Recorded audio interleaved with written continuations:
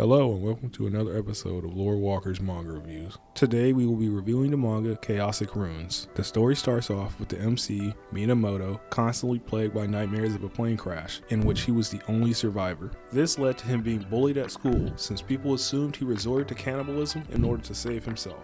As a result of all these events, Minamoto chose to run away with a stranger in an attempt to find out why he was the only person to survive the plane crash. He was taken to an undisclosed location and told that he would have to compete in a card game with 4 other people if he wanted to live. The cards use the energy of fear, rage, and a desire to live to create a gate on the body of the card bearer to summon the creature on the card. These creatures move in accordance to their owner's thoughts, and any damage they take is directly reflected onto the summoner. This means if the creature is defeated, it would also cause the death of the summoner. If you manage to kill the enemy summoner, then their cards can be added to your collection. After the rules were demonstrated and all the cards were distributed, they were informed that only one person would be allowed to leave the room.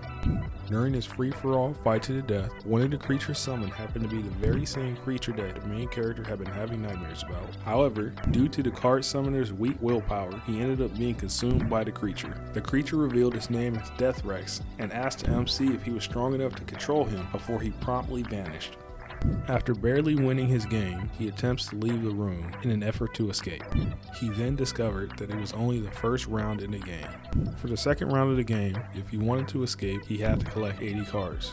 In his next battle, the main character was completely overwhelmed by his opponent. In a desperate attempt to survive, he summoned Death Rex. Death Rex made quick work of the opponent, defeating and devouring him. It is at this time that we discover a little bit about Death Rex.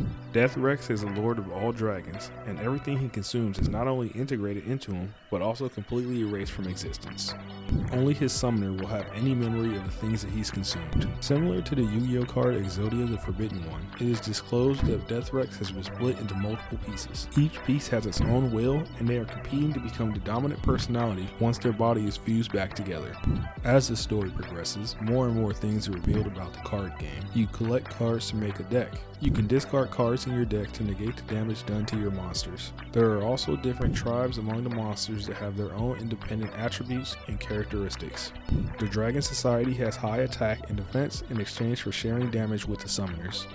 The Machine Society can artificially create their own summons and summoners.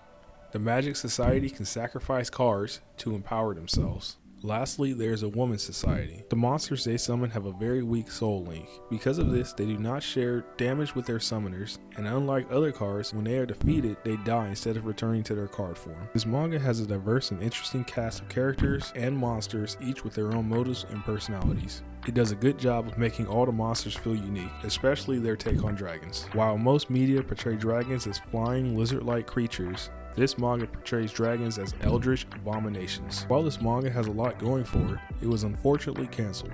However, despite this, it provides a unique experience for its audience and is very entertaining to read, as card mangas are exceedingly rare. For my 1 to 10 rating of this manga, I would give it a 7. The pacing of the story is good, the plot is engaging, but the monsters themselves are the best part.